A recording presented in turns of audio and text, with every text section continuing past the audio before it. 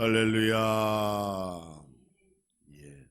한 주간 건강하셨고 또 부활의 기쁨과 십자가의 열정으로 이 한 주간 또 4월의 마지막 주간 잘 정리하시고 기쁨 가운데 5월을 맞이하는 여러분 모두가 되기를 주님의 이름으로 축원합니다. 우리 옆에 계신 분들과 앞뒤로 함께 기쁨으로 인사하실 때 표적이 아닌 그리스도의 상처를 바라봅시다. 인사해 보겠습니다. 시작. 표적이 아닌 그리스도의 상처를 바라봅시다. 예.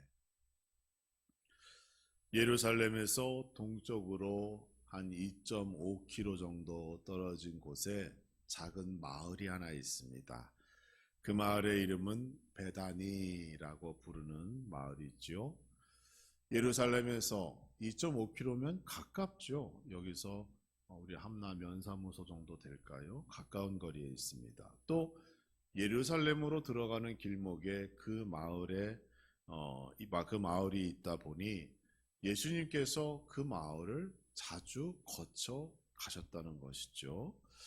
그 마을에는 누가 살고 있는가 하면 여러분 잘 아시는 마르다, 마리아 그리고 나사로라고 하는 세 남매가 그 베다니 마을에 살고 있었습니다. 사복음서를 읽어보면 예수님께서 그 남매를 얼마나 각별히 여기셨고 사랑했는가 우리가 알 수가 있지요. 그도 그럴 것이 예수님께서 예루살렘으로 가실 때마다 그 마을을 거치셨고 그 집에서 하룻밤을 유하셨어요. 그때마다 이 가족들이 음식을 만들어 대접하고 또 잠자리를 제공함으로 인해서 예수님과 다른 제자들을 극진히 섬기고 또 헌신하였습니다. 그러니까 자연스럽게 그 가족들을 사랑하고 또 그들에게 특별한 모습을 사복음서를 통하여 보이셨다는 것 우리가 확인해 볼 수가 있죠. 요한복음 11장 1절을 보니 그 가정에 문제가 생겼습니다. 어떤 병자가 있으니 이는 마리아와 그 자매 마르다의 마을 베다니에 사는 나사로라 그랬어요. 여기서 얘기하는 그 어떤 병자가 누군가요? 나사로입니다. 나사로가 병들게 되었어요. 안타깝게도 예수님의 귀에 나사로가 세상을 떠났습니다 라는 비보가 전해지게 됩니다. 성경에는 나사로가 죽은 이유가 무엇인지 설명되어 있지 않지요. 성경은 나사로가 죽은 것이 중요한 것이 아니라 그 이후의 사건에 초점이 맞춰 있기 때문에 사실 나사로의 죽음의 원인에 대해서 이유에 대해서는 언급하고 있지 않습니다.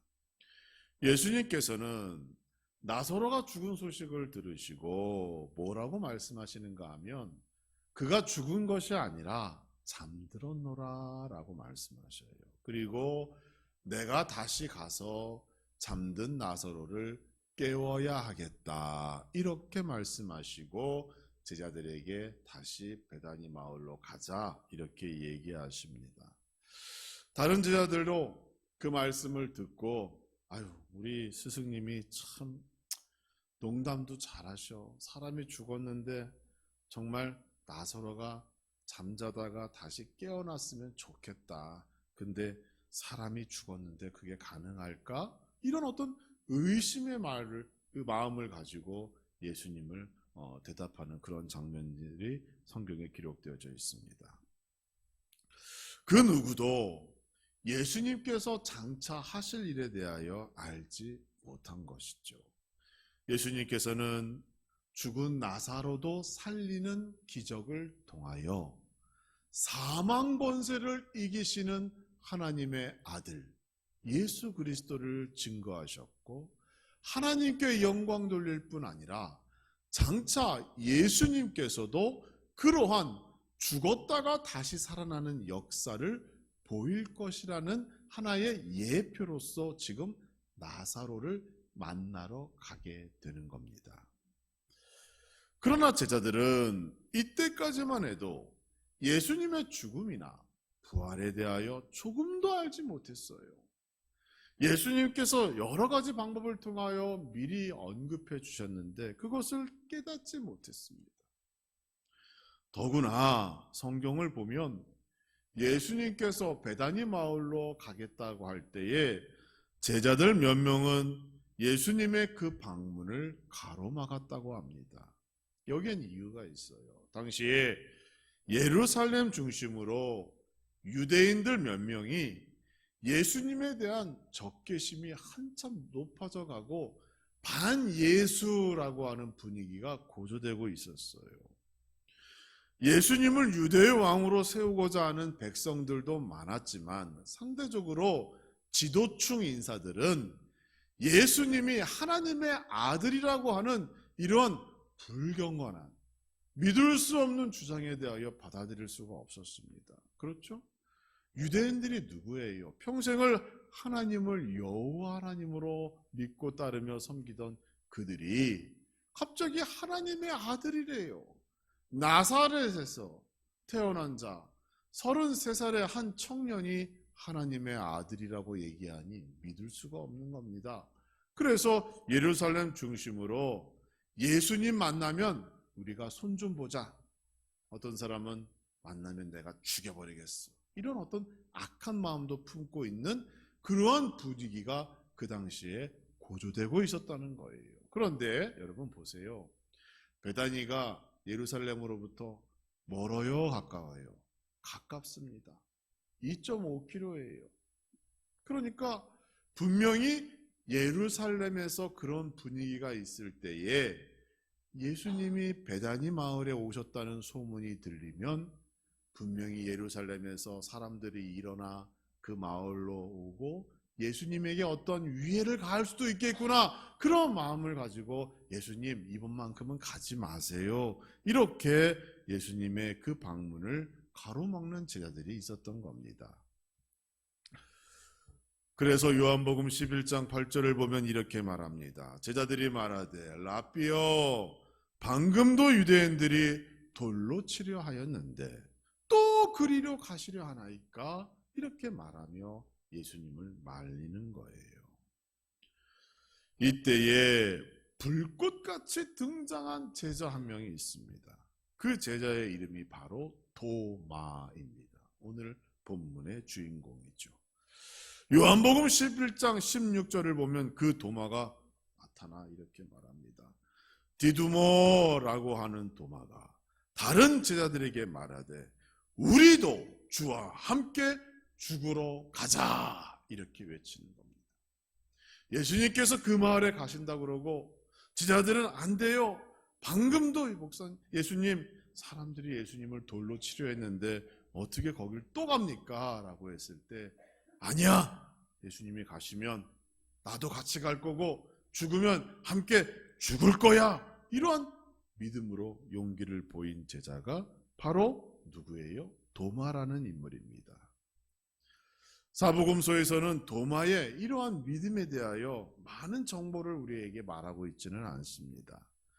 단편적인 몇몇의 사건을 통하여 그가 어떤 믿음을 가졌고 성경은 도마와 관련된 내용을 통하여 우리에게 무엇을 말하고자 하는지 그 몇몇 사건을 통해서만 우리가 확인해 볼 수가 있어요.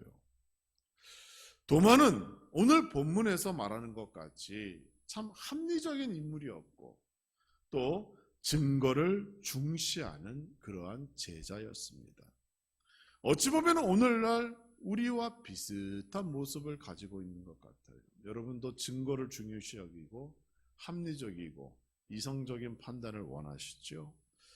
지금도 많은 사람들이 교회 안에서 몸담고 오랫동안 신앙생활을 하면서도 예수님에 대한 증거, 오늘 본문에서는 표적이라고 말하고 있는데 그러한 증거를 여전히 많이 요구할 때가 있다는 겁니다. 특히 예수님의 죽음과 부활이 기독교 신앙의 핵심임에도 불구하고 이 부분은 그저 교회 안에서 말하는 교리의 한 부분으로만 생각하고 자신의 학식과 지식을 총동원하여 믿기 어렵다라고 생각하는 경우가 종종 있습니다. 도마가 의심이 많다고 하여 우리는 그가 가진 믿음의 순수성까지 부정해서는 안 될 겁니다. 왜냐하면 도마는 예수님과 함께 죽겠노라 라고 하는 그러한 용기가 있는 제자였어요. 비록 자기가 합리적으로 이성적으로 판단해서 믿을 수 없는 것들은 내가 증거를 보면 믿겠다라는 그러한 생각도 하고 있었지만 그의 열성, 그의 마음은 항상 예수님과 함께하며 예수님께서 무슨 일이 당하면 내가 나서서 그걸 가로막고 예수님에게 혹시 어떠한 일이 생기면 나도 그것을 함께 감당하리라 라고 하는 그러한 순수한 열정과 믿음이 있는 사람이 바로 도마였다는 겁니다. 그의 믿음은 순수했습니다. 단지 믿음의 열매를 맺을 만큼의 성숙함이 나타나지 않았을 때였다는 거예요. 그리고 그 믿음의 성숙함은 언제 이루어지는가 하면 부활하신 예수님을 만남으로 이루어지게 되는 겁니다. 그에게 부활하신 예수님께서 나타나셨습니다.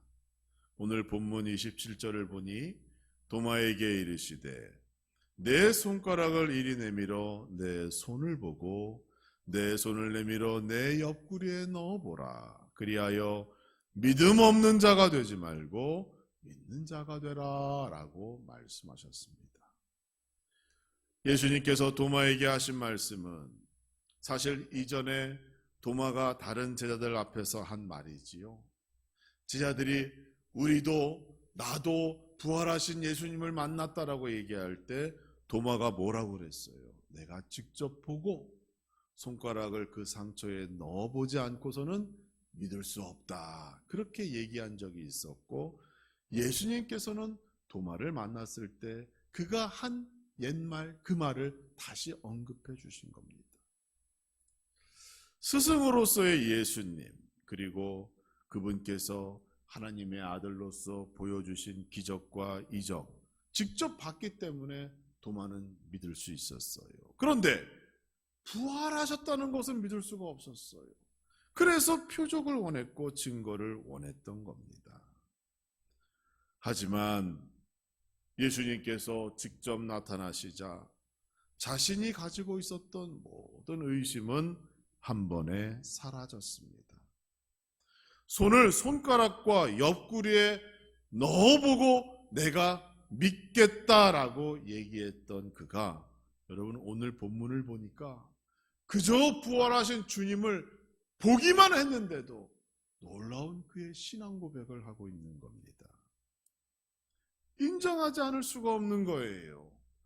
표적이 아니라 보기만 해도 바로 부활하신 우리 하나님 아버지 예수님 그리스도라는 것을 그가 고백할 수 있었던 겁니다. 이 만남을 통하여 도마는 평생 복음 전도자의 삶을 살아가게 됩니다. 자신이 직접 본 부활 그리고 부활하신 예수님의 그 모습을 평생을 전도하며 아시아 지역에서 전도자로 생을 마감하였다라는 것이 우리 기독교 역사 속에 나타난 도마의 마지막 그 관련된 이야기들입니다.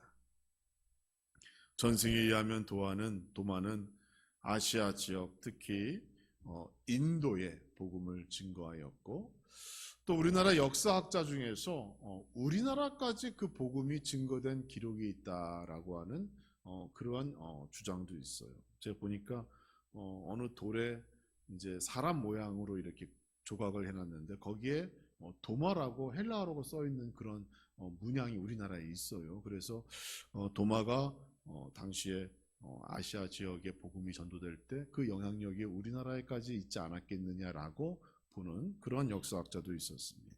어쨌거나 예수님의 부활은 종교를 강화시키기 위한 극적인 사건 하나를 만들어낸 것이 아니에요.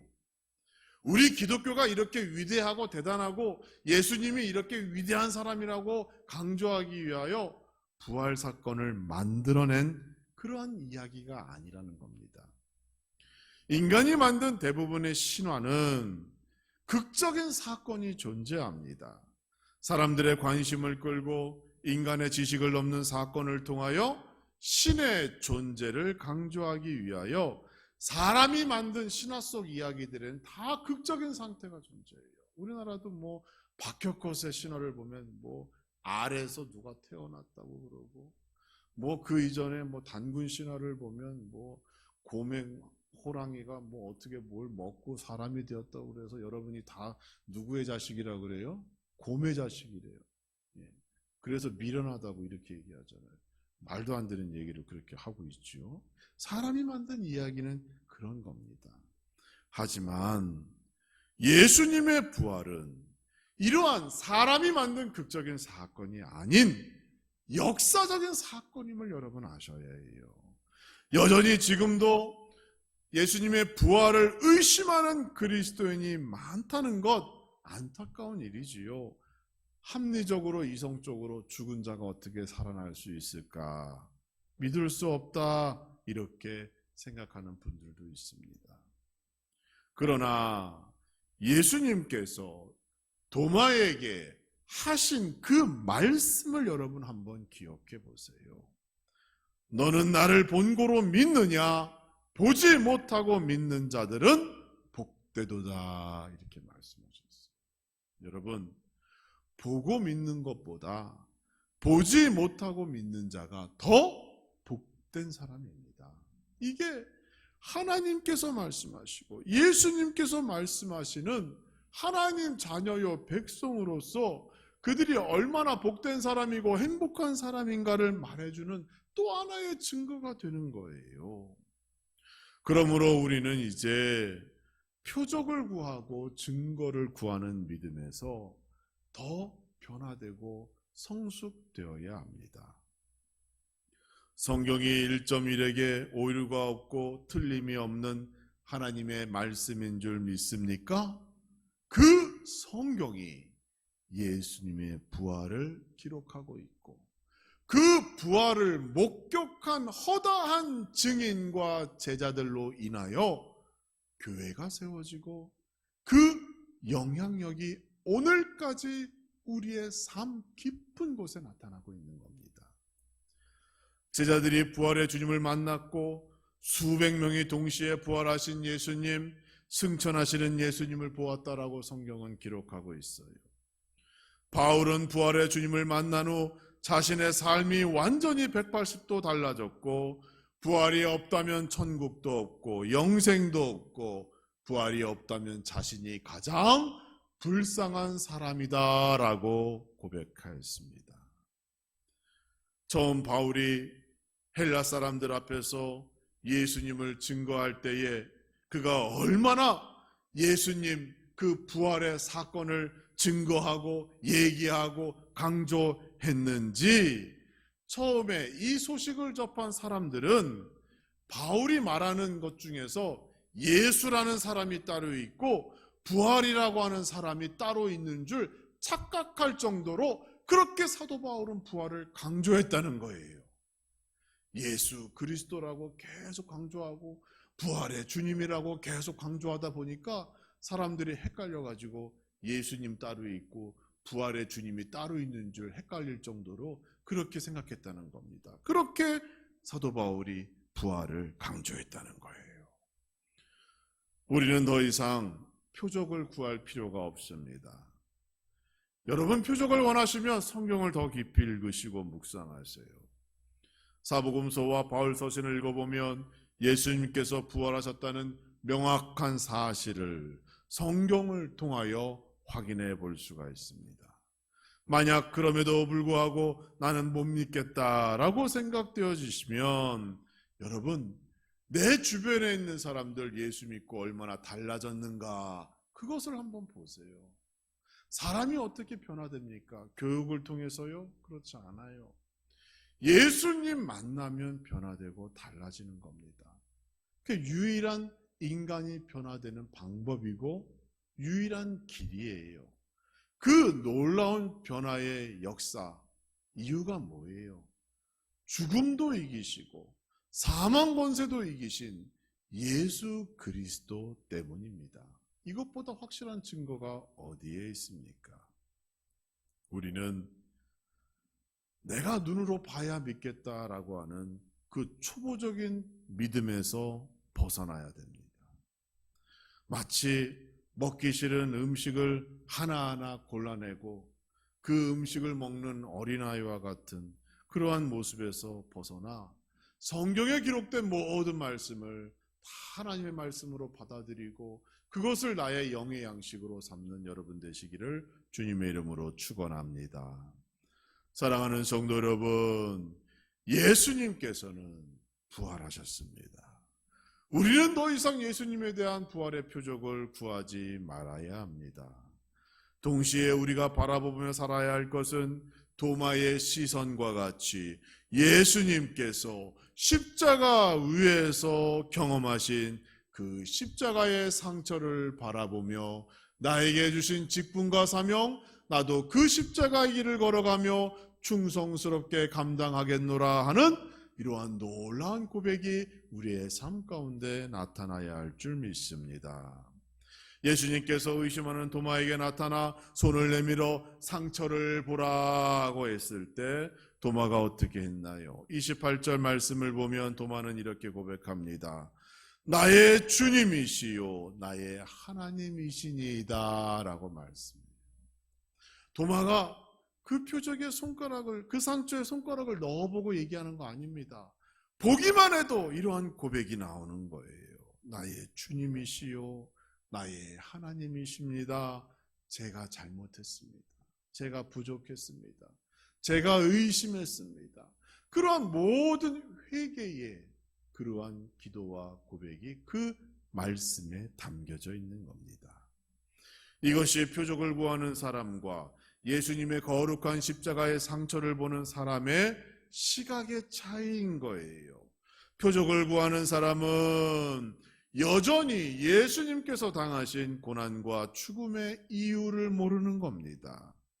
그저 눈으로 보고 계산하고 판단하기만 좋아할 뿐이에요. 백성들이 예수님을 유대의 왕으로 세우고자 했던 이유가 무엇인가요? 오병이어와 같은 표적들이 그들을 즐겁게 했고 그들을 만족시켰기 때문입니다. 그들은 예루살렘으로 입성하는 예수님을 그렇게 환대했고 열렬하게 환영했지만 그러나 자신의 필요를 채울 수 없다라는 사실을 알게 된 후 예수님을 십자가에 위에서 죽이라고 그들이 배신하며 외쳤던 겁니다. 우리는 표적을 구하는 초보적인 믿음에서 이제 벗어나야 합니다. 우리의 믿음은 예수님의 상처, 예수 그리스도께서 피 흘리신 십자가를 보는 것만으로도 예수님께서 나를 위하여 죽으셨고 부활하셨으며 장차 우리도 그 부활의 과정을 통하여 하늘나라에 들어갈 것이고 나는 살아서나 죽어서나 천국과 같은 삶을 살게 된다. 나는 가장 행복한 사람이며 하나님의 복을 받은 사람이라고 고백하는 여러분 되시기를 주님의 이름으로 축원합니다. 사랑하는 성도 여러분, 여러분의 믿음이 예수님의 이러한 부활 사건을 통하여 더욱 성숙해져야 합니다. 표적이 아니라 예수님의 상처와 십자가를 바라보시고 우리도 도마와 같이 나의 주님, 나의 하나님을 시인하는 그러한 신앙 고백이 넘치는 여러분의 삶이 되어지기를 주님의 이름으로 축원합니다. 예수님과 도마가 만난 사건은 성도와 교회에게 큰 도전을 안겨다 줍니다. 오늘 31절 마지막 말씀을 우리가 묵상해 보면 예수님께서 부활의 몸으로 도마에게 나타나신 이유를 두 가지로 정리해 볼 수가 있습니다. 첫째는 예수님을 하나님의 아들로 믿게 하기 위함입니다. 인간은 죄인이기 때문에 거룩하신 하나님을 볼 수 없습니다. 그러나 인간을 사랑하시는 하나님께서는 자기 자신을 독생자 예수 그리스도를 통하여 우리에게 계시하여 주셨습니다. 즉 자신을 인간의 앞에 보여주셨고 말로만 들었던 그 하나님, 글로만 읽고 알고 있었던 그 하나님을 예수님을 통하여 확인시켜 주신 것입니다. 세상에서 가장 놀라운 표적이 있다면 무엇인가요? 나를 사랑하셔서 나에게 찾아오신 하나님, 그 하나님과 동등되고 동일한 그 예수 그리스도가 세상에서 가장 놀라운 하나님의 사랑의 표적이 되는 겁니다. 나를 만나 주시고 나를 위하여 죽으신 예수 그리스도를 기억하고 그 하나님의 은혜와 사랑에, 그리고 예수님이 바로 하나님의 아들이시다라고 하는 그러한 고백으로 날마다 기뻐하고 감사하는 우리 모두가 되어야 합니다. 두 번째로 예수님께서 도마에게 나타나신 이유는 예수를 믿고 생명을 얻게 하려 하기 위함입니다. 예수님을 믿는다는 것은 내가 원하는 것만 골라서 믿는 것이 아니에요. 그렇게 되면 기독교 신앙이 기복주의적인 신앙으로 변질되어지게 되고, 우리도 언제든지 조건이 맞지 않으면 하나님을 떠나고 예수님을 떠나고 교회를 떠나는 일들이 우리의 삶 속에 나타날 수 있는 거예요. 믿음은 골라서 믿는 것이 아닙니다. 오병이어의 기적, 죽은 나사로를 살리신 기적은 믿으면서 그러한 기적이 내 안에 나타나기를 원하는 기도를 하면서도 예수님의 부활과 승천과 재림에 대하여 믿지 아니한다면 그것은 건강한 믿음이 아닙니다. 예수님의 부활은 우리의 생명이 동일한 사건을 통하여 확증될 것이라는 일종의 경험서와 같은 거예요. 우리도 부활의 몸을 통하여 하늘나라 들어가게 될 것입니다. 그러므로 예수님의 부활은 내가 이해가 안 된다고 해서, 내가 이성적으로 합리적으로 아무리 생각해도 잘 모르겠다고 해서 무시하거나 잊어버릴 사건이 아닌 것입니다. 사랑하는 성도 여러분, 예수님께서 먼저 우리에게 보여주셨습니다. 말씀해 주셨습니다. 우리는 부활하신 예수님을 믿고 신뢰하고 그분의 말씀에 순종하면 내 안에 생명의 역사는 날마다 나타나게 되어질 줄 믿습니다. 이제는 표적을 구하는 초보적인 믿음의 자세에서 이제는 예수 그리스도의 십자가와 예수님의 그 상처를 바라보며 이제는 내게 주신 이 생명, 내게 주신 직분과 사명 잘 감당하겠노라. 이를 위하여 나를 성령 충만케 하시고 말씀 충만케 하시고 저를 붙잡아 주시고 인도하여 주시고, 이러한 놀라운 고백과 기도가 멈춰지지 않는 교회와 여러분의 가정이 되기를 주님의 이름으로 축원합니다. 예수님이 부활하시고 첫 번째 주일을 맞이했습니다. 이제 다음 주에 우리가 만나면 5월이에요.